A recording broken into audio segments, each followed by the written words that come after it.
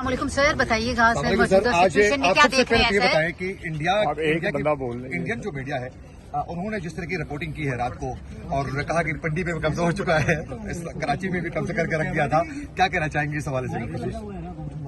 یہ ایک جھوٹ کا سیلاب آیا ہوا ہے ہندوستان کی طرف سے، مار بھی کھا رہے ہیں، اوپر سے جھوٹ بول رہے ہیں۔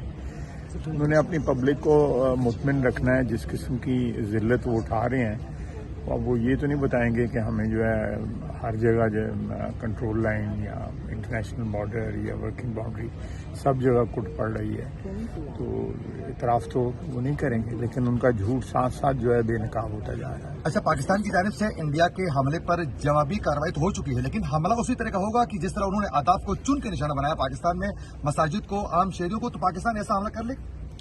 دیکھیں، ہم جو ہے نا ملٹری جو ٹارگٹس ہیں انہی کو نشانہ بنائیں گے، ہم سویلینز کو انگیج نہیں کریں گے۔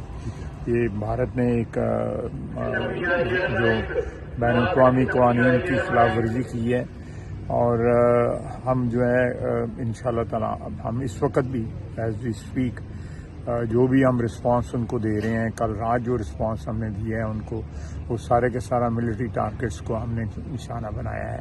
ہم نے کہیں بھی سویلین آبادیوں کو نشانہ نہیں بنایا یا کسی سویلین ٹارگٹ کو جو ہے وہ انگیج کیا۔ سر، صورتحال کب تک نارمل ہوتی نظر آ رہی ہے؟ کوئی بیک ڈور آپ کے ہیں؟ ابھی تو کوئی نارمل ہوتی نظر نہیں آ رہی ہے۔ پاکستانی عوام کے لیے کیا میسج دیں گے؟